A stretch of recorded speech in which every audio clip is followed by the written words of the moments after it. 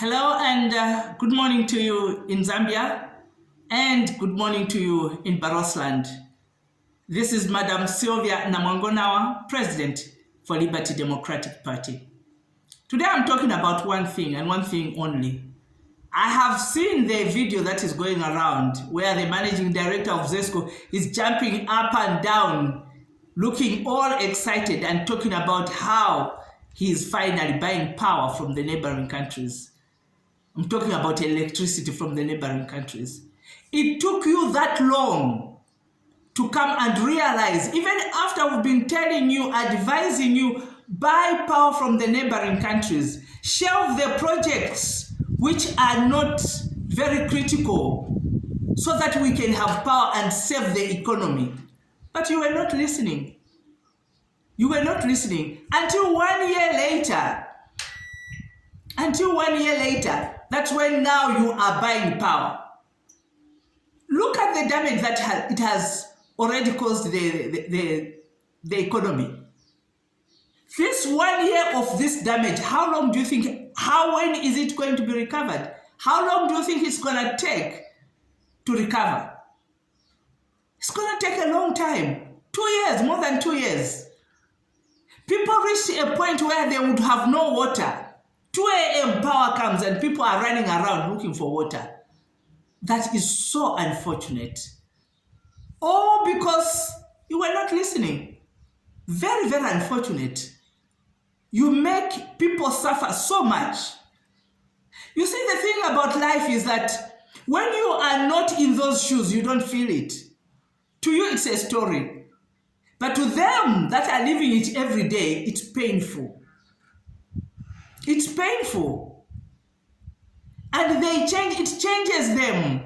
It changes their attitude and their thinking and the outlook that they have of you. Mr. President, taken you 1 whole year to make this change. We kept advising you. We kept advising you.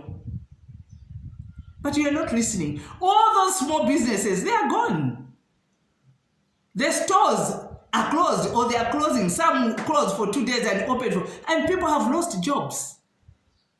So those who have lost jobs, what then? You are creating 1,000 jobs only to lose 10,000 jobs. What have you done? Nothing.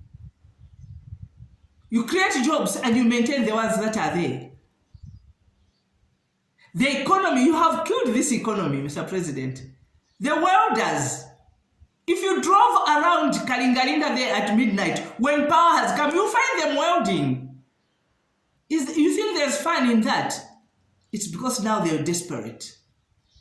Those are the ones who make gates. They make in garden compound. They make door frames. They make window frames. They're welding. That's their livelihood.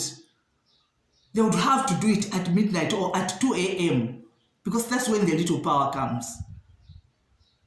Killing the businesses, the little businesses. Let's not talk about even the barber shops and the salons. Most of them are gone. Most of them are gone, and a lot of people have lost jobs. A lot of people have lost jobs. You see, some of these things you learn from those who were before you. During the time of the late President Mugabe in Zimbabwe, I learned something there. Because one time I was driving through that country and I looked and I thought, this country, the economy is going down every day, but there's no shortage of fuel. Why is that?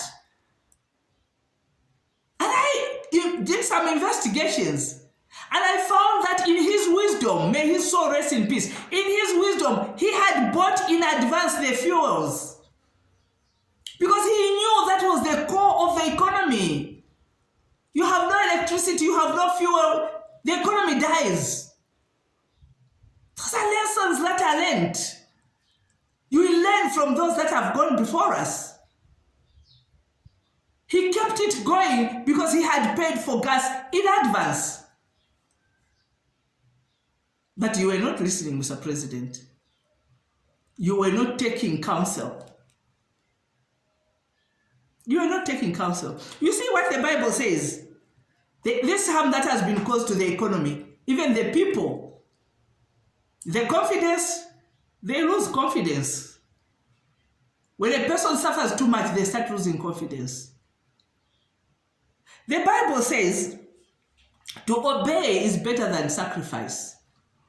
To obey, to be obedient is better than sacrifice. To listen to counsel is better than to wait until the situation is out of hand. Because once you get to the sacrifice part, there are consequences. And the consequences, you are going to feel them, Mr. President. Because the Zambian people have already suffered them, and they are still suffering them. They gave you a job. Your job was to balance the act. While you are doing big projects, you make sure that the Zambians are alive. You can't take away mini meal from them, and then now at the same time, you take away electricity from them. Once electricity goes, you are even taking away water from them. How do you expect them to survive? How do you expect them to live? Do you think in 2026, really, they will have forgotten this? The one who feels the pain is the one who wears the shoe that pinches. The wearer of the shoe is the one that feels the pain. Let's learn from those that have gone before us.